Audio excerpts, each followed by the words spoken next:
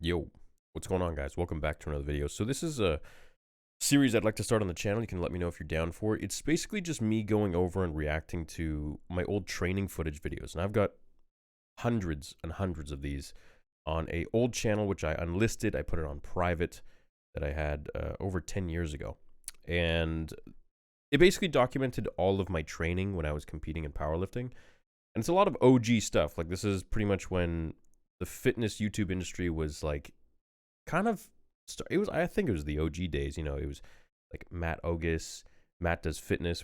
Me and Matt Does Fitness, we both started at the same time and like would collab together, or like, you know, overseas kind of thing. We did one video where we had each other's intros on each other's channel, and a lot of other YouTubers too.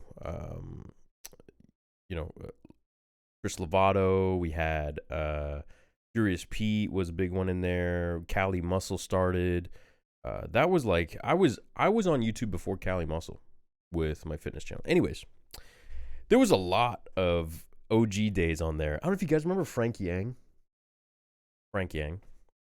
I talked to him too. Been a long time since I talked to a lot of those guys. But yeah, anyways, so I documented all of my stuff. I made vlogs, I made videos, I made training videos, and all this and that. So I'd love to go over it in this series where we kind of just go through my old training stuff. So I was looking at some random stuff today, and I found this one, squat PR 445 for 3, and I'd love to go over it with you guys. Let me know if you're down for this kind of content, and yeah, let's get on with it. So this was a bit of information. I trained at this like dungeon gym, and I had this coach named Ryan. He was amazing, and he would help me with my coaching from Eric Lillybridge.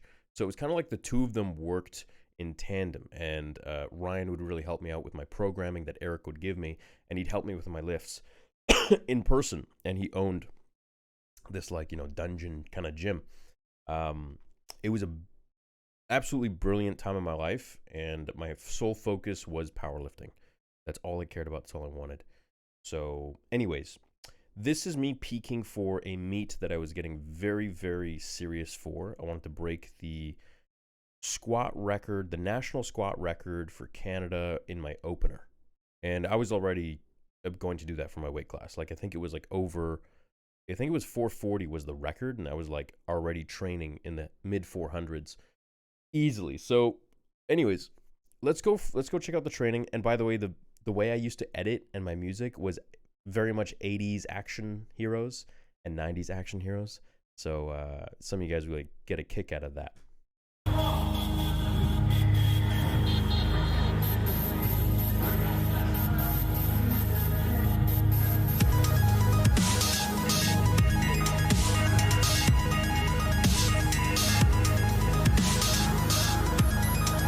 So you can still see here, like, there's a lot that's different. I'm using squat shoes, and I don't use those anymore. I actually find that I squat way better when I'm flat-footed, and this is something I eventually changed into when I was training with Eric, and Eric pretty much told me, he's like, dude, like, you might be better squatting flat-footed. And so I tried this, because before this, my coach was Dan Green, and I got great progress with him, but I found that I actually was much better at squatting flat-footed. And this is one little tweak you can change, and it just blew my squat up like crazy. This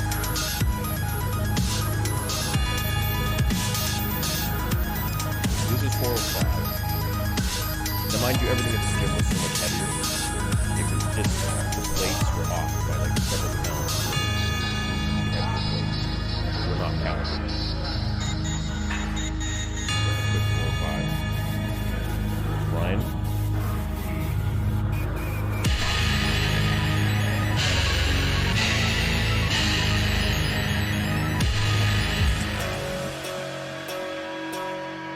All right. Here we go. You guys might notice the Dragon Ball music. This is my first time ever touching 445, 450, ever in my life. So it was a big deal for me. It was wintertime, so we had the little heater. I don't know if you guys can see. Hold on, let me move we had the little heater over in the corner. Right there. And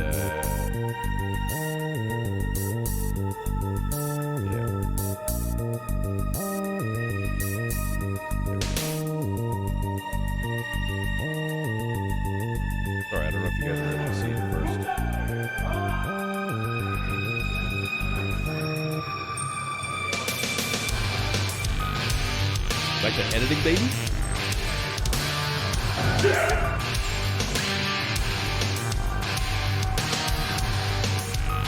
It was taking a long time to really like get into the mode of it because it was very scary for me. So I really needed to get my mind right. So I felt like, you know, now I feel like I've kind of done all the weights. I've done it. Nothing really frightens me anymore. Like, it's like I know what it's about, so I get prepared for it. But I felt like I was like just trying to get my mind right as much as I could and really get into that groove. I was a completely different man back then. It's just not the same.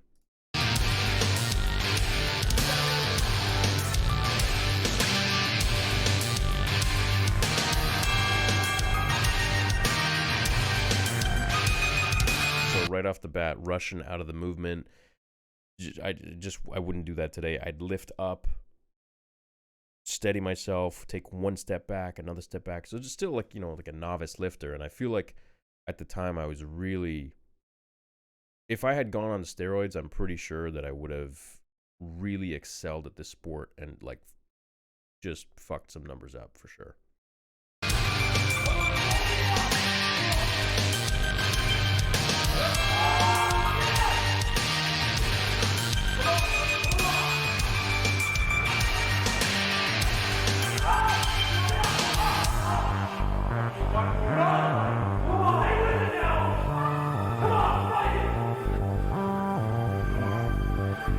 Yeah, I cut that one short. I remember that one. Now that I remember, this is the lift that gave me an elbow injury.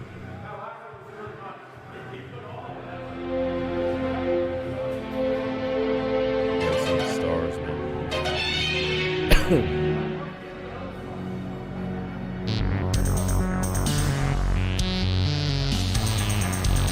Yeah, so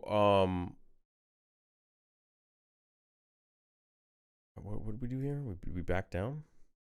Can I go again?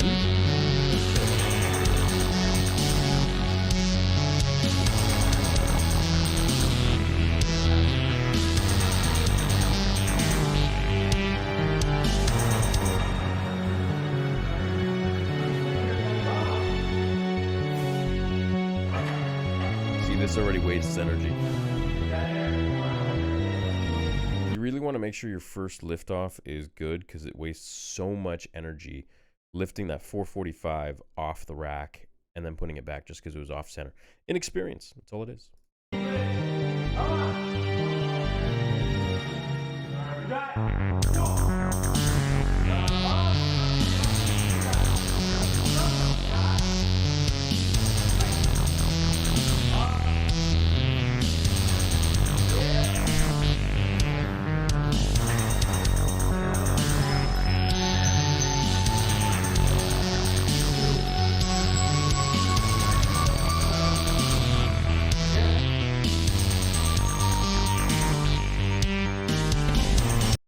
Yeah, so it's funny just looking back at it, you see like how different, you know, you are when you lift and stuff, like just so wobbly and off center, not controlled on the descent. And I think that's something that I've really tried to focus on is like control more on the descent where you're not just like plummeting into the hole and then it's going to be like hard to come out of or you injure yourself or something like that. So yeah, that's it for this reaction 445 for 3 for 2 sets, or I guess for 2, whatever. But yeah, that was interesting. That was fun going back and watching that because I hadn't seen that in quite a long time. So let me know if you guys want me to do this as a series. Go back. I got some other pretty interesting lifts in here.